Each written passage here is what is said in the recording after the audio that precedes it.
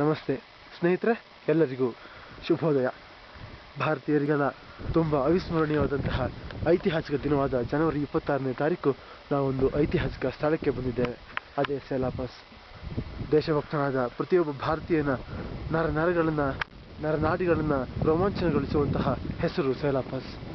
ಇಂತಹ ಒಂದು ಪ್ರಕೃತಿಯ ರುದ್ರ ರಮಣೀಯತೆಗೆ ಸಾಕ್ಷಿಯಾದಂತಹ ಮಾನವನ ಎಲ್ಲ ಕ್ಷುಲ್ಲಕ ವಿಚಾರಗಳು ಗೌಣ ಪ್ರಕೃತಿಯ ಮುಂದೆ ಎಂದು ಸಾಬೀತುಪಡಿಸುವಂತಹ ಒಂದು ಅವಿಸ್ಮರಣೀಯವಾದ ಜಾಗಕ್ಕೆ ಬಂದಿದ್ದೇವೆ.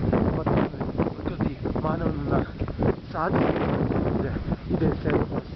ಸರಿಸುಮಾರು ಸಮುದ್ರ ಮಟ್ಟದಿಂದ 13,700 ಫೀಟ್ ಎತ್ತರದಲ್ಲಿರುವ ಈ ಸೆಲಾಪಸ್ ಭಾರತೀಯ ಸೈನಿಕರ ಪಾಲಿಗೆ ಒಂದು ಐತಿಹಾಸಿಕ ಸ್ಥಳವೇ ಸರಿ.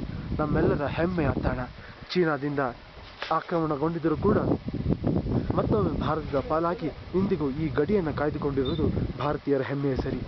ಇಲ್ಲಿ ನೀವು ನೋಡ್ತಿರುವಂತೆ ನಾವು ಮೋಡಗಳ ಸಂದಣಿಯ ಮೇಲೆ ನೆರೆದಿದ್ದೇವೆ. ನಮ್ಮ ಕೆಳಗಡೆ ಮೋಡಗಳು ತುಂಬ ಚೆನ್ನಾಗಿ ಕಾಣಿಸ್ತಾ ಇದೆ. ಸುತ್ತಲೂ ನೆರೆದಿರುವ ಬೆಟ್ಟ ಮಂಜಿನಿಂದ ಆವೃತಗೊಂಡಿದೆ. ಇಂತಹ ಒಂದು ಪ್ರಕೃತಿಯ ರುದ್ರ ರಮಣೀಯತೆ ಮುಂದೆ ನಾವೆಲ್ಲ ಮೂಕ ವಿಸ್ಮಿತರಾಗಿದ್ದೇವೆ. ಧನ್ಯವಾದಗಳು. ಇಂತಹ ಒಂದು ಕ್ಯಾಮ್ರಾಮನ್ ರಾಜೇಶ್ ಹೊಳ್ಳ ಅವರೊಡನೆ ಕೌಶಿಕ್ ಕುರಾಲ್, ನ್ಯೂಸ್ ಬ್ಯೂರೋ, ತವಾಂಗ್.